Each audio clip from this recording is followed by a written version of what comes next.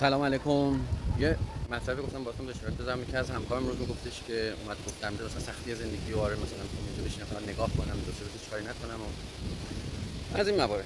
بعد من حالا نمی‌دونستم دیگه انگلیسیش چی میشه یا فرانسه‌اش. مثلا میگم که کی اومدی؟ وای به حال کوری که عصاکش کور دیگر شد. نه بابا من خودم پاره شدم.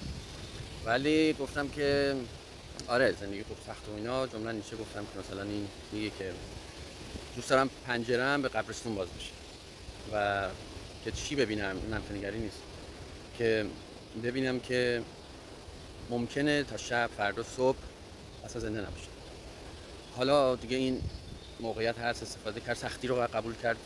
اون چیزایی که حالا اون چی بود اون موقع زوب در ولایتان واکسن و حالا بقیه ما گفتیم داستان اینجوریه. یعنی من که حالا یک نفر ازش میگم، من کسی خاصی نیستم، اما حالا دنیا داره به این سمت میره و داستانا و حالا موارد مختلف و این اون موقع من کانسپیرسی میشد. اما در کل خواستم بگم که این فرصت ها و قبول کرد زندگی سخت، تلاش کرد، حالا چه شخصی چه اجتماعی، سختی ها بیشتر نشه، حداقل حالا کمتر نشه، یه بحث دیگه است، بیشتر نشه دیگه توان آدم. و اینکه فعلا حالا سالمیم، استفاده بکنیم و کنار بیام خلاصه با سختی ها و فکر کنیم کمک بگیریم، همین بیرون بریم.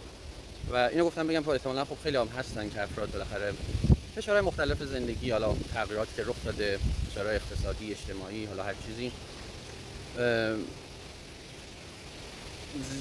نذارید یه موقع تو اون چرخ معیوبه بیافتید که بعضی ما هم کارش نمیشه میافتادم. ولی حداقل تابستون الان استفاده کنید و حالا گفتم با شما هم اشتراک بذارم. امیدوارم که مفید باشه و بدونید که تنها نیستید.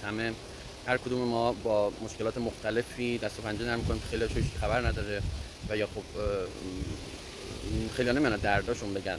تو البته همین مشکل فضا مجازی هستی که مثلا همه چنگول پنگولیه، همه فکر می‌کنن اوه همه چی خوش و خوره، برای بقیه خوش و خوبه، برای بقیه مثلا برای ما اینجوریه.